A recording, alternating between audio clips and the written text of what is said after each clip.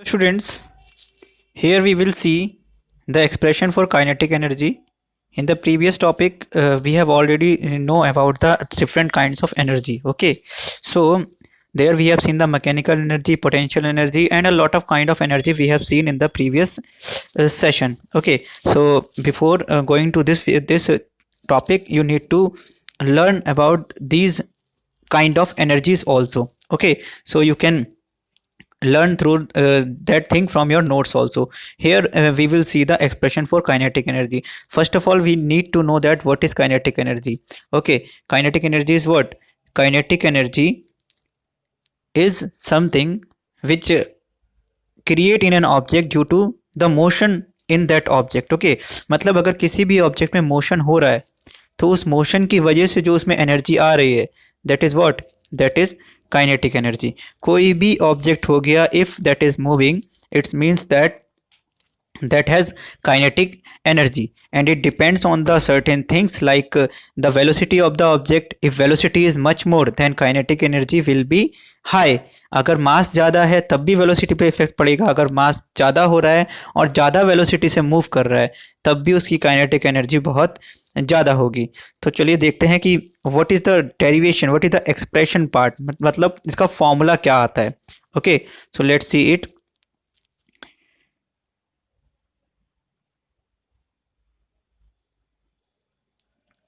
Let's see it. यहाँ पे हम देख सकते हैं देयर आर वन ऑब्जेक्ट ए.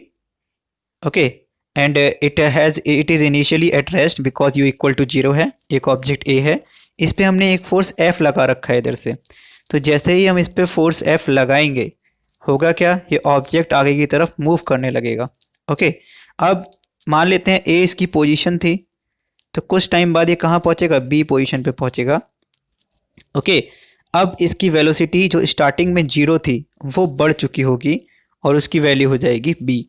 मतलब स्टार्टिंग में अगर ये रेस्ट में था, now we can say that the velocity of the object is small v. और हम जानते हैं वेलोसिटी की यूनिट क्या होती है? मीटर पर सेकेंड. ये बात भी हमें ध्यान रखनी है. साथ ही साथ हमें फोर्स की भी यूनिट पता है क्या होती है? न्यूटन होती है. ओके, तो ये चीज़ें हमें ध्यान रखनी है कि जब भी किसी ऑब्जेक्ट पे फोर्स लगता है, उस ऑब्जेक्ट पे फोर्स लगाने के बाद मोशन जनरेट होता है. उस मोशन की वजह से उसमें कौन सी एनर्जी आती है? Kinetic energy. Okay, so let's see what we are doing here. पहले हम देख लेते हैं. By definition the kinetic energy of an object moving with a certain velocity is equal to the work done on it to make it acquire that velocity. मतलब कोई भी object में जो भी काइनेटिक एनर्जी आ रही है, अब हमें पता है कि जो एनर्जी है किसी वजह से आई है. किसकी वजह से आई है? इस फोर्स की वजह से. इस फोर्स ने ऐसा क्या किया? इस फोर्स ने एक्चुअल में एक वर्क किया. ओके, तो मतलब जो ये वर्क डन है वो किसके इक्वल होगा? काइनेटिक एनर्जी के इक्वल होगा. ओके, क्योंकि इस वर्क करने की वजह से ही इसमें ये एनर्जी आई है. अब स्टूडेंट ये भी ध्यान रखना, दोनों की यूनिट क्या रहेगी? सेम रहेगी. वर्क की भी जूल होती है और काइनेटिक एनर्जी की भी जूल होती है. So let's see, let us consider an object of mass m. ये ऑब्जेक्ट है मास एम का, लाइंग एट रेस्ट, अभी रेस्ट में है, u equal to zero, on a smooth level surface. Let a constant force F be applied on the object so that it attains a velocity v after covering a displacement AB equal to s. यानी कि यहाँ से यहाँ तक इसने एक displacement भी cover किया है, वो कितना है? s है. Okay, in the direction of force as shown in the figure. हम यहाँ पे इतना जान चुके हैं, फोर्स लग रहा है, उसकी वेलोसिटी चेंज हो रही है ऑब्जेक्ट की u से v की तरफ, और वो इसमें एक डिस्टेंस कवर कर रहा है, that is s. Now let us find out the expression. So हमने अगर यहाँ पे वर्क डन किया है तो वर्क डन क्या होता है? Force into displacement. तो हम बोल सकते हैं work done by the force on the object, W equal to F into S, force into displacement. Now the velocity of the object has increase from u equal to zero to v. ये तो हमें पता है कि u से velocity v हो रही है, वेलोसिटी इंक्रीज हो रही है. ओके, और कितना डिस्प्लेसमेंट कवर कर रही है? s कवर कर रही है. हैंस फ्रॉम, अब ये कौन सी इक्वेशन है ये आप लोग अभी अपने नोट्स में देखेंगे. That velocity, position velocity relation हम यहाँ पे लगाएंगे, क्योंकि हमें यहाँ पे v पता है, u पता है, और यहाँ पे s ये भी पता है. तो यानी कि v square minus u square equal to 2as. It will be best suited equation for this. Okay, so initially it was at rest, So v square minus 0 square equal to 2as. We will find out the value of acceleration. So हमें पता है v square equals to 2as. तो हमें a की value निकालनी है. a की value हो जाएगी v स्क्वायर अपॉन 2s.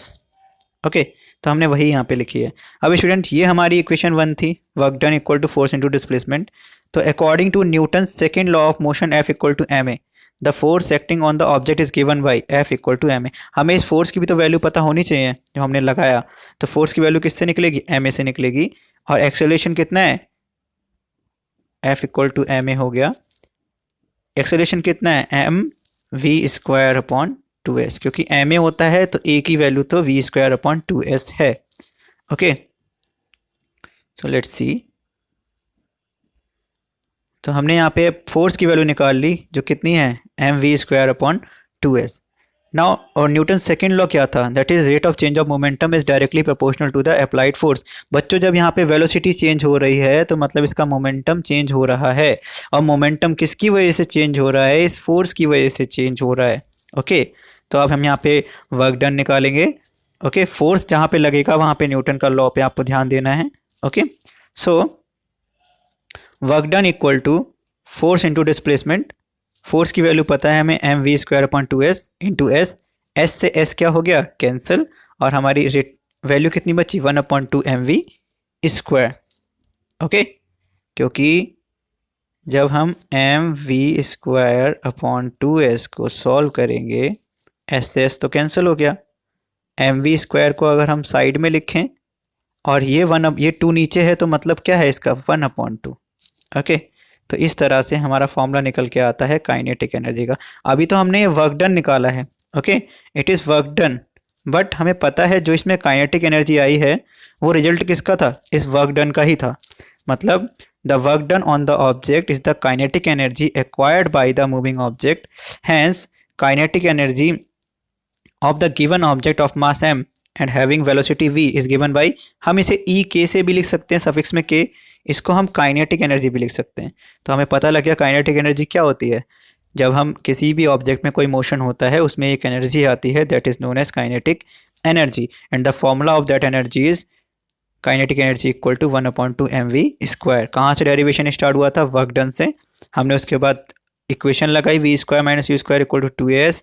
फिर हमने यहाँ पे फोर्स का फॉर्मूला लगाया और फिर हमने यहाँ पे वर्क डन, तो वर्क डन में वो सारी वैल्यू रख दी फोर्स की, और फोर्स की वैल्यू रख दी हमने वहाँ पे, और हमारे यहाँ पे काइनेटिक एनर्जी निकल गई. So it was the expression of kinetic energy.